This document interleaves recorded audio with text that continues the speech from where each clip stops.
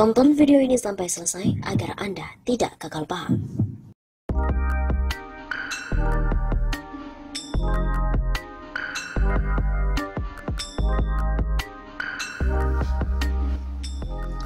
Jokowi bisa dilansarkan jika ia sengaja mempertaruhkan keselamatan rakyat dari virus corona demi pariwisata. Apakah benar? Ya, sebelumnya pemerintah kompak soal zero virus corona di Indonesia. Pokoknya Indonesia ini kebal virus corona. Mau seluruh negara-negara jiran kompak buka data negaranya, sudah kedapatan kasus virus corona kek.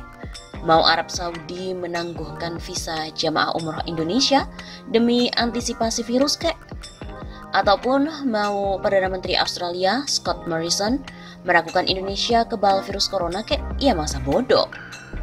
Hari ini pun istana kartu zero virus corona itu pun runtuh. Presiden Jokowi sendiri yang mengumumkan 2 orang sudah jadi suspek virus corona. Konon pun lokasinya di Depok, Jawa Barat. Pemerintah juga belum menjelaskan sudah sejauh mana penyebaran wabah ini. Apakah para medis atau pengunjung rumah sakit lokal di Depok itu sebelum dibawa ke rumah sakit infeksi Sulianti Saroso tidak ada yang terjangkit? Ketidakjelasan pemerintah karuan membuka sumbatan kecemasan daerah akan wabah virus corona. Gubernur DKI Jakarta Anies Baswedan buka kartu perkembangan pengawasan virus corona di ibu kota, termasuk membentuk tim pengawasan. Gubernur Ridwan Kamil menaikkan status Jawa Barat menjadi siaga 1. Ada pula kabar suspek virus corona di Padang dan sebelumnya di Bali. Kedepannya pun saya yakin kabar berita semacam ini terus akan berlanjut. Rakyat Indonesia dari Sabang sampai Merauke pun pasti makin heboh. Karuan sih, publik bertanya-tanya, kok bisa kebobolan begini? Sejak awal sih, publik memang nggak percaya bahwa Indonesia ini zero virus corona. Pasalnya setiap tahun setidaknya 2 juta pelancong Tiongkok bertandang ke Indonesia. Apalagi virus corona sudah mewabah di negara-negara jiran. Ditambah dengan wilayah yang begitu luas, banyak pulau dan ratusan pintu untuk masuk, resmi dan tidak resmi ke tanah air ini. Tapi ya pemerintah tetap ngotot. Publik pun dipaksa untuk percaya. Soal suspek virus corona di Jateng yang tewas itu misalnya diumumkan terjangkit flu babi. Padahal setahu kita flu babi kan sudah ada obatnya, ya kan? Jadi ketika pemerintah ngotot Indonesia itu zero virus corona, sesungguhnya sudah nggak ada kepercayaan publik terhadap pemerintah. Dan kini pun ketika sudah benar-benar terjadi, publik juga makin gak percaya lagi. Apalagi pemerintah ini terkesan santuy. Lihat aja lah Jokowi yang membahas wabah ini dengan cara duduk di sofa bersama dengan Menteri Kesehatan Terawan Agus Putranto. Pemerintah ini seolah-olah ingin menegaskan bahwa virus corona ini cuma soal yang sepele. Mungkin pemerintah khawatir isu virus corona bakal membuat rontok sektor pariwisata Indonesia. Bukankah demi hal ini pemerintah sampai berencana membayar influencer? Kebijakan ini benar-benar kontradiktif dengan banyak negara lain yang memberlakukan kebijakan khusus untuk melindungi warga negaranya dari virus corona. Mulai dari pembatasan orang asing yang masuk ke negaranya, membatalkan ajang-ajang internasional hingga pembatasan wilayah tertentu. Rakyat Indonesia pun bertanya-tanya, apakah duit pariwisata itu sebanding dengan keselamatan rakyat Indonesia? Bukankah konstitusi secara tegas mengatakan bahwa tujuan negara adalah melindungi segenap tumpah darah Indonesia? Kengototan pemerintah akan Indonesia yang zero virus corona itu harus diusut. Benarkah ada unsur keteledoran dalam mengantisipasi ancaman virus corona? Ataukah benarkah ada kesengajaan untuk membangun citra Indonesia zero virus corona untuk mendongkrak sektor pariwisata? Benarkah pemerintah juga rela mempertaruhkan keselamatan rakyat Indonesia demi pendapatan negara semata? Menteri Kesehatan Terawan harus bertanggung jawab.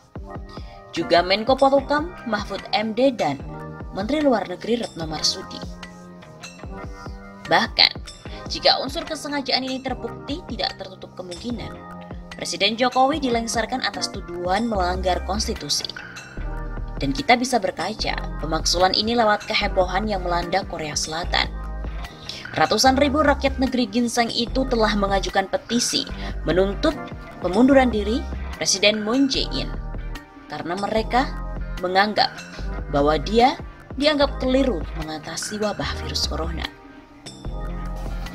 Sebelumnya diberitakan adanya insentif pariwisata sebesar 298 miliar rupiah demi meraup devisa sebesar 13 triliun rupiah.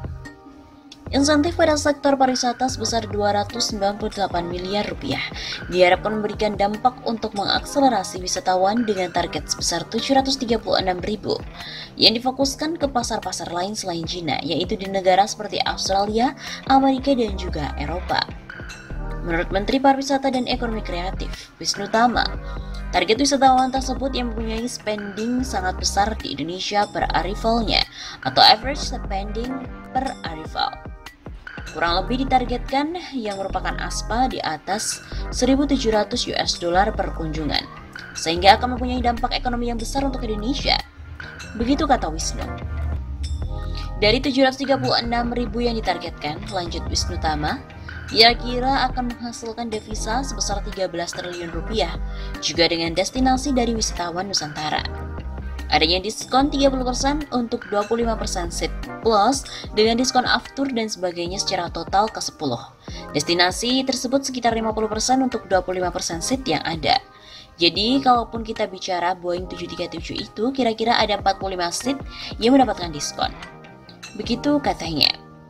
Soal dana alokasi khusus atau DAK sebesar 147 miliar rupiah di 25 daerah menurut Wisnu yang dialihkan 96% berkaitan dengan industri pariwisata agar dapat menggerakkan ekonomi pariwisata. Sebelumnya pun juga diberitakan tangkis dampak virus corona, Sri Mulyani juga memberikan suntikan vitamin untuk sektor pariwisata. Pemerintah memberikan sederet insentif untuk menggenjot wisatawan mancanegara. Mengingat saat ini jumlah kunjungan wisatawan mancanegara mengalami penurunan imbas dari wabah virus corona. Bahkan Menteri Keuangan Sri Mulyani juga mengatakan untuk mendatangkan wisatawan, pemerintah juga akan menambahkan jumlah anggaran sebesar 298 miliar rupiah.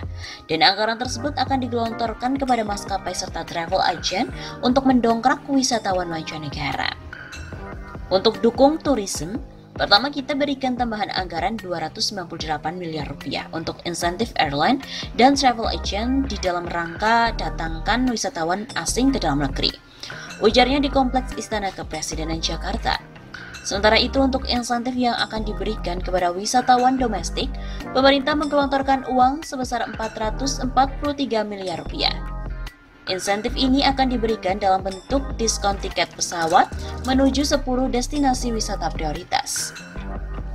Untuk wisatawan dalam negeri akan diberikan 443 miliar rupiah insentif dalam bentuk diskon potongan harga tiket untuk 25% seat per pesawat yang menuju 10 destinasi wisata. Selain memberikan diskon untuk wisatawan asing dan domestik, pemerintah juga memberikan insentif untuk hotel dan restoran, bentuknya bebas pungutan pajak selama 6 bulan ke depan, dimulai dari Maret 2020. Sebanyak 33 pemerintah kabupaten dan kota nantinya selama 6 bulan ke depan tidak akan menarik pajak yang besarnya mencapai 10%.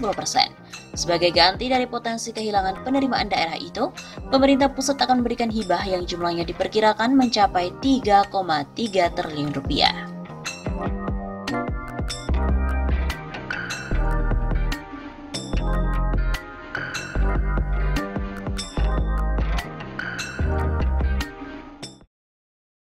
Sebuah tabel terpampang besar pada layar lebar di belakang tempat duduk Menteri Keuangan Sri Mulyani Indrawati. Secara terperinci, bekas Direktur Pelaksana Bank Dunia itu mengupas berbagai pukulan dari virus corona yang telah menghantam ekonomi di dalam dan juga luar negeri. Cerita Sri Mulyani mengenai hantaman virus corona itu bermuara kepada hasil sidang kabinet pada Selasa 25 Februari yang lalu. Dan dalam rapat yang dipimpin oleh Joko Widodo itu, tuturnya pemerintah memutuskan pemberian stimulus berupa insentif kepada perekonomian, khususnya yang terimbas langsung penyebaran dari virus ini. Kami mempersiapkan stimulus dengan melakukan counter cyclical terhadap kondisi saat ini. Khususnya yang pertama adalah untuk sektor pariwisata. Ujar Sri Mulyani kepada ratusan pelaku ekonomi dalam sebuah acara di Grand Ballroom Hotel Ritz-Carlton, Jakarta pada hari Rabu 26 Februari yang lalu. Menurut Sri Mulyani, dampak dari COVID-19 sudah mulai terasa langsung pada sejumlah sektor ekonomi di tanah air. Bahkan ia juga memperkirakan pertumbuhan ekonomi Indonesia meleset dari target 5,3% menjadi kisaran 4,7 sampai dengan 5% saja. Dan prediksi ini pun dengan asumsi bahwa pertumbuhan ekonomi Cina anjlok hingga 1%. Kemudian di sektor pariwisata, pemerintah pun telah menyiapkan insentif dan memberikan alokasi tambahan sebesar 298,5 miliar. Stimulus itu ditujukan untuk mencapai maskapai penerbangan dan juga agen agar mereka bisa memberikan diskon khusus kepada para pelancong. Total insentif diskon tiket pesawat ini senilai 98,5 miliar rupiah. Sisanya pun dialokasikan untuk promosi sebanyak 103 miliar rupiah.